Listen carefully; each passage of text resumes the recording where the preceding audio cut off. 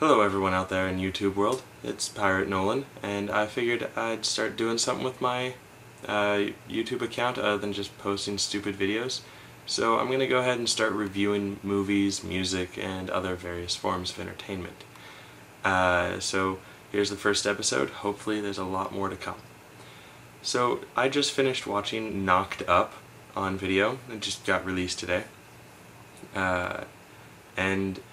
I must say I thought it lived up to the hype that a lot of my friends told me, how funny it was when they saw it in the theaters.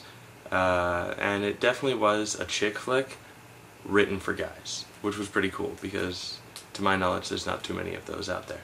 And it was really nice seeing pretty much half the cast of Freaks and Geeks reuniting for this movie. I mean, seriously. Like, 3 out of the 4 main roles, or at least main guy roles, were on Freaks and Geeks, and they were really funny too.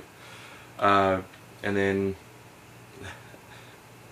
bigger news than just Knocked Up though. One of the previews before the movie was for the new Bring It On movie, which super excited about right here. I didn't even see most of them, but in this one, the 2 cheerleading teams that have to put aside their differences and come together to win some competition are the Sharks and the Jets. I know. Can you believe it? The Sharks and the Jets.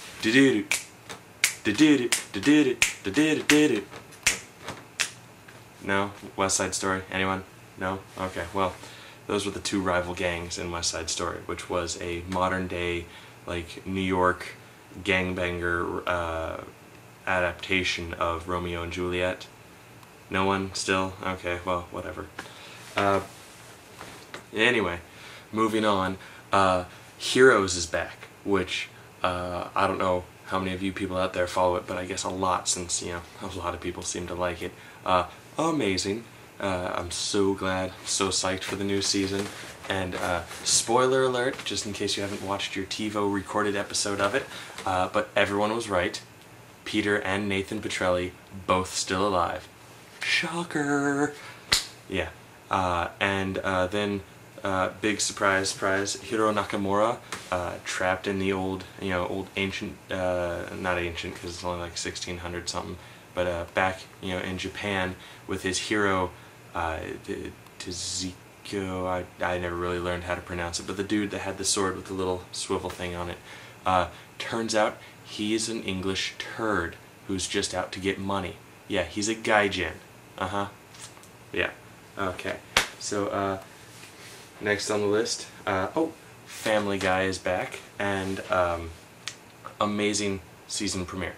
I loved it. It was an hour-long tribute to the first Star Wars film, A New Hope, the one that came out in 1977.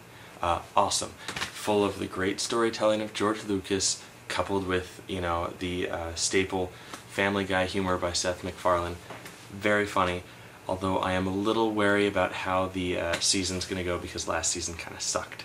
And then, what else started? There was something else that started. Metalocolypse is back. Thank God, and as brutal as ever. Great show. Also, some very funny shows they're starting. This is their first season. Let's see, we have Chuck, and then Back to You, and The Big Bang Theory, which all 3 of their pilot episodes have come out, and they all look very funny. So far, my hopeful for Rookie of the Year, though, Chuck, which is about this guy who works at a nerd herd, which is part of a Buy More superstore. I wonder where they got that idea.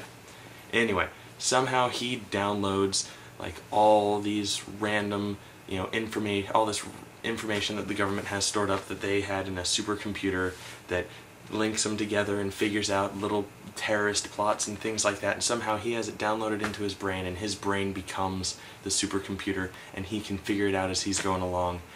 It was hilarious. I actually saw it like almost a month ago because my mom rented NBC preview disc. Yeah, that's right, I still live with my mom. What, do you want to fight about it? That's right, I love her. And so that's what I'm looking at to be the best new show of this season.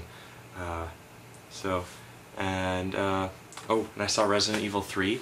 I'm a kind of a dork. I never played the Resident Evil games, but I'm kind of a dork for dorky sci-fi movies that are about video games. It was good. It was really good. It was a lot better than 2, which kind of sucked. Not as good as 1, but it was good. Oh, speaking of video game adaptations of movies that kind of, DOA. It's worth renting just to laugh at it. And that's your entertainment review for this week. See ya.